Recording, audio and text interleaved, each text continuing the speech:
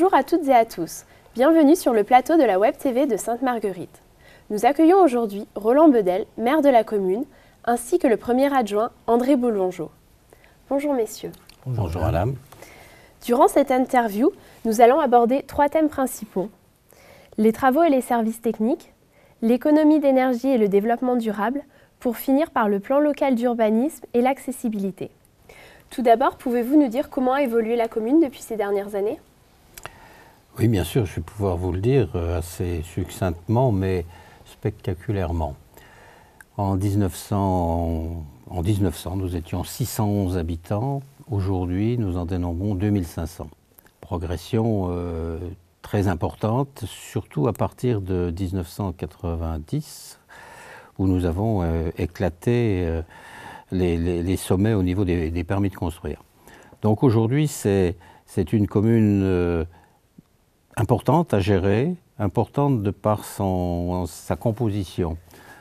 Nous avons une progression qui nous oblige à avoir des infrastructures. On ne fait pas grossir une commune comme cela. Il faut pouvoir apporter à nos administrés, nos concitoyens, apporter le nécessaire pour pouvoir s'épanouir dans notre commune, ou notre slogan « Bien vivre à Sainte-Marguerite ». Alors, Monsieur Boulongeau, pouvez-vous nous préciser quels ont été les grands travaux réalisés dans cette commune au cours de ces dernières années ? Alors, depuis 2008, nous avons environ 3 millions d'investissements sur les travaux. Nous avons concentré nos efforts sur les rues du village afin de les sécuriser. De par la nouvelle configuration des voies, nous avons pu créer des trottoirs, avoir un éclairage public permettant de bien déterminer la trajectoire des véhicules. Et tout cela toujours dans l'esprit de la sécurité des piétons. Donc plusieurs rues ont été emménagées. Je ne vais pas énumérer le nombre de rues. Nous avons aussi, durant ce mandat, intervenu pour la création du rond-point de l'espace Porte des Vosges, en partenariat avec le Conseil général des Vosges et la ville de Saint-Dié, donc qui est un nœud, si on veut, pour alimenter l'espace Porte des Vosges. Les travaux aussi ont concerné les écoles, bien entendu, des travaux de réfection de bâtiments scolaires avec économie d'énergie, ravalement de façade ou isolation. Et d'autres travaux sur des changements de fenêtres qui permettent aussi des économies d'énergie. D'accord. Vous avez également investi dans du nouveau matériel. Pouvez-vous nous en parler davantage ? Tout à fait. Nous avons aussi, depuis ce mandat, investi déjà dans l'achat d'un bâtiment pour les services techniques de 1800 mètres carrés qui permet de remiser notre matériel à l'abri. Nous avons investi sur l'achat de tracteurs, camions, enfin remplacement de matériel, achat de tracteurs, camions, saleuses autoportées. Tout ça dans un but, c'est de la saleuse autoportée, entre autres, dans un but d'économie. Cette saleuse autoportée nous permet de gérer au mieux le grammage de sel et à titre indicatif, on est en moyenne entre 70 et 80 tonnes de sel par an déversées. Donc plus on peut économiser, meilleur c'est pour la planète, bien entendu, et aussi pour le portefeuille. D'accord, donc vous avez déjà réalisé de nombreux travaux, mais pouvez-vous nous expliquer quels sont vos projets pour l'avenir ? Alors les projets pour l'avenir, aujourd'hui, nous essayons de rester sereins devant les difficultés que l'on nous annonce. Une collectivité ne peut pas se permettre n'importe quoi. Elle travaille avec l'argent du contribuable et je crois que, je suis sûr, il faut rester très proche du contribuable pour ne pas l'étrangler, si je peux me permettre. Donc aujourd'hui, nos infrastructures ont nettement été améliorées depuis 1982, mais principalement à partir de 1998, où nous avons en fait mis en place des infrastructures sportives principalement, puisque nous avons une trentaine d'associations qui aujourd'hui ont besoin de locaux, ont besoin d'espace, ont besoin d'éléments pour pouvoir s'exprimer. Donc c'était notre volonté Et dans ce qui est à venir, aujourd'hui nous sommes très bien équipés, mais nous avons un manque au niveau d'une salle polyvalente qui nous permettrait de faire des réceptions, de faire des petits spectacles, des choses de ce genre. Et c'est dans ce but-là que nous allons investir. Mais gentiment, mais sûrement. C'est très bien. Parlons maintenant d'économie d'énergie et de développement durable.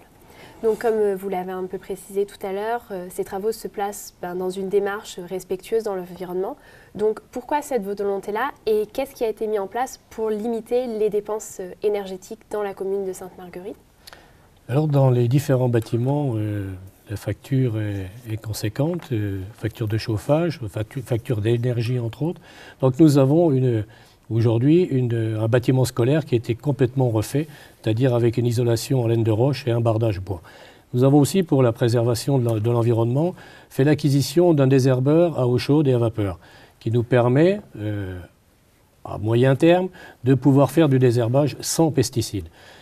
C'est une volonté de la municipalité d'aller dans ce sens-là.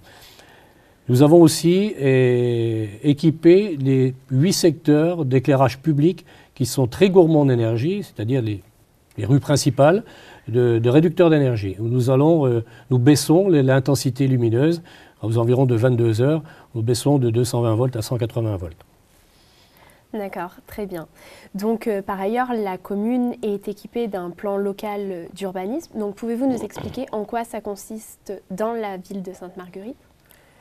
Écoutez, le PLU, comme on a tendance à l'appeler, succède au POS, plan d'occupation des sols. C'est une étude très précise et très longue à réaliser. Une étude de genre dure 3 ans et demi. Et ça a été commencé donc il y a trois bonnes années. Et nous avons donc entériné le plan local d'urbanisme le 1er mars. Pourquoi un plan d'urbanisme? Nous avons dans la commune de Sainte-Marguerite, c'est assez paradoxal pour 2500 habitants, où nous avons encore 2 agriculteurs exploitants. Nous avons un monde industriel qui est assez imposant, puisque nous avons 1700 emplois référencés, que ce soit dans l'industrie, dans l'artisanat, dans le commerce ou dans le privé. Et nous avons nos habitations, les habitations pavillonnaires qui doivent faire bon ménage dans tout cet ensemble. Il est nécessaire qu'il y ait une gestion des terres qui soit la plus précise possible pour chacun. C'est assez difficile à harmoniser, mais bon, nous y arrivons, nous essayons d'y mettre les meilleurs éléments pour ne pas pénaliser l'un par rapport à l'autre.